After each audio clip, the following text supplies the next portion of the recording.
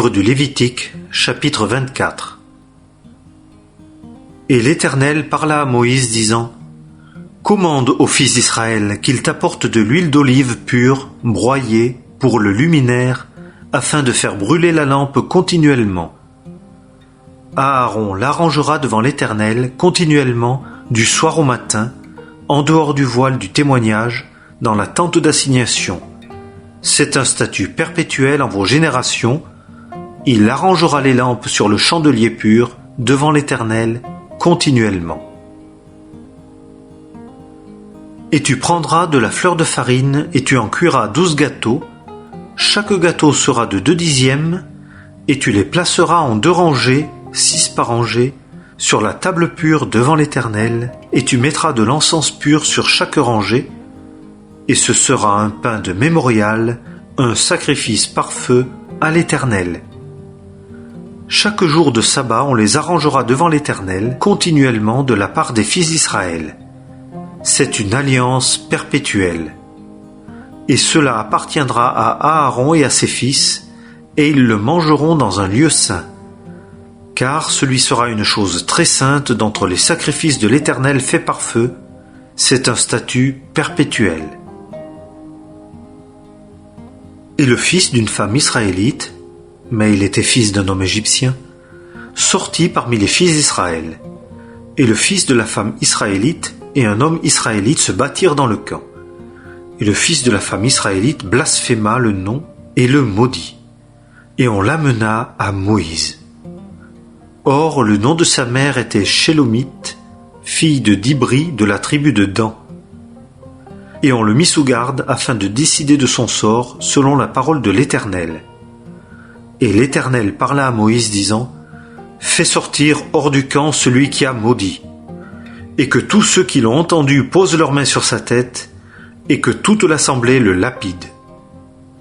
Et tu parleras aux fils d'Israël en disant : Tout homme qui aura maudit son Dieu portera son péché, et celui qui blasphémera le nom de l'Éternel sera certainement mis à mort. Toute l'assemblée ne manquera pas de le lapider.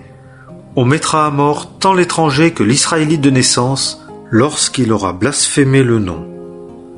Et si quelqu'un a frappé à mort un homme, il sera certainement mis à mort. Et celui qui aura frappé à mort une bête fera compensation vie pour vie. Et si un homme a causé quelque mal corporel à son prochain, il lui sera fait comme il a fait, fracture pour fracture, œil pour œil, dent pour dent, selon le mal corporel qu'il aura causé à un homme, ainsi il lui sera fait. Celui qui frappera à mort une bête fera compensation pour elle, et celui qui aura frappé à mort un homme sera mis à mort. Il y aura une même loi pour vous. Il en sera de l'étranger comme de l'Israélite de naissance. Car moi, je suis l'Éternel, votre Dieu. Et Moïse parla aux fils d'Israël, et ils firent sortir hors du camp celui qui avait maudit, et le lapidèrent avec des pierres. Et les fils d'Israël firent comme l'Éternel avait commandé à Moïse. Livre du Lévitique, chapitre 25. Et l'Éternel parla à Moïse sur la montagne de Sinaï, disant : Parle aux fils d'Israël et dis-leur : Quand vous serez entrés dans le pays que je vous donne, le pays célébrera un sabbat à l'Éternel.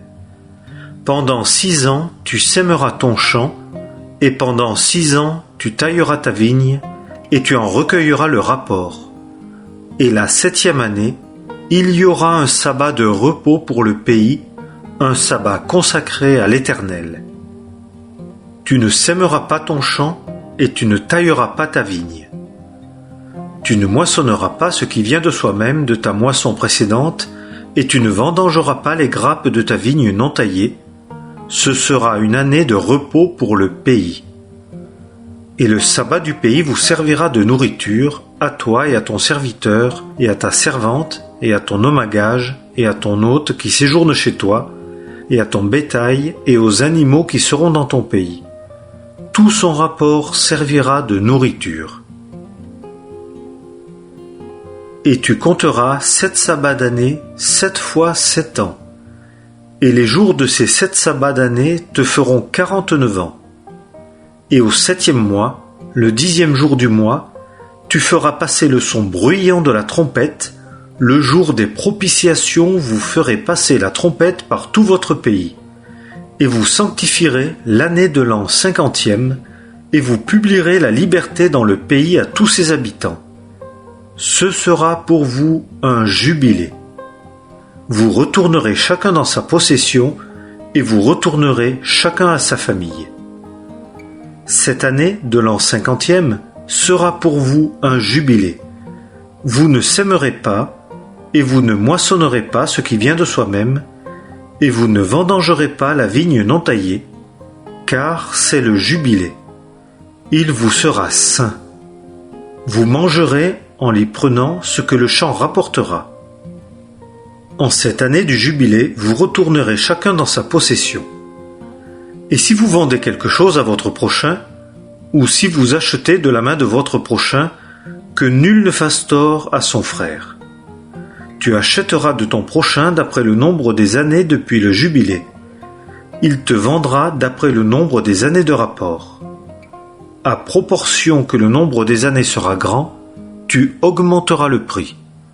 Et à proportion que le nombre des années sera petit, tu diminueras le prix. Car c'est le nombre des récoltes qu'il te vend. Et nul de vous ne fera tort à son prochain, et tu craindras ton Dieu, car moi, je suis l'Éternel, votre Dieu. Et vous pratiquerez mes statuts, et vous garderez mes ordonnances, et vous les pratiquerez, et ainsi vous habiterez dans le pays en sécurité. Et le pays vous donnera son fruit, et vous mangerez à rassasiement, et vous l'habiterez en sécurité. Et si vous dites, que mangerons-nous la 7e année? Voici, nous ne semons pas, et nous ne recueillons pas nos produits. Je commanderai que ma bénédiction soit sur vous en la 6e année, et elle donnera le produit de 3 ans. Et vous sèmerez la 8e année, et vous mangerez du vieux produit jusqu'à la 9e année. Jusqu'à ce que son produit soit venu, vous mangerez le vieux. Et le pays ne se vendra pas à perpétuité, car le pays est à moi. Car vous êtes chez moi comme des étrangers et comme des hôtes. Et dans tout le pays de votre possession, vous donnerez le droit de rachat pour la terre. Si ton frère est devenu pauvre et vend une partie de sa possession, alors que celui qui a le droit de rachat, son plus proche parent, vienne et rachète la chose vendue par son frère. Mais si un homme n'a personne qui ait le droit de rachat, et que sa main ait acquis et trouvé suffisamment de quoi faire son rachat, il comptera les années depuis sa vente et restituera le surplus à celui à qui il l'avait vendu et le retournera dans sa possession. Et si sa main n'a pas trouvé suffisamment de quoi lui rendre, la chose vendue restera en la main de celui qui l'aura achetée jusqu'à l'année du jubilé. La chose vendue sera libérée au jubilé et le vendeur rentrera dans sa possession. Et si quelqu'un a vendu une maison d'habitation dans une ville murée, il aura son droit de rachat jusqu'à la fin de l'année de sa vente. Son droit de rachat subsistera une année entière. Mais si elle n'est pas rachetée avant que l'année entière soit accomplie, la maison qui est dans la ville murée restera définitivement à l'acheteur en ses générations. Elle ne sera pas libérée au jubilé. Mais les maisons des villages qui n'ont pas de murs tout autour seront considérées comme des champs du pays, il y aura droit de rachat pour elles, et elles seront libérées au jubilé. Et quant aux villes des Lévites et aux maisons des Lévites de leur possession, les Lévites auront un droit perpétuel de rachat. Et si quelqu'un a racheté l'un des Lévites, la maison vendue dans la ville de sa possession sera libérée au jubilé, car les maisons des villes des Lévites sont leur possession au milieu des fils d'Israël. Et les champs des banlieues de leur ville ne seront pas vendus, car c'est leur possession à perpétuité. Et si ton frère est devenu pauvre et que sa main devienne tremblante à côté de toi, tu le soutiendras, étranger ou hôte, afin qu'il vive à côté de toi. Tu ne prendras de lui ni intérêt, ni usure, et tu craindras ton Dieu, afin que ton frère vive à côté de toi.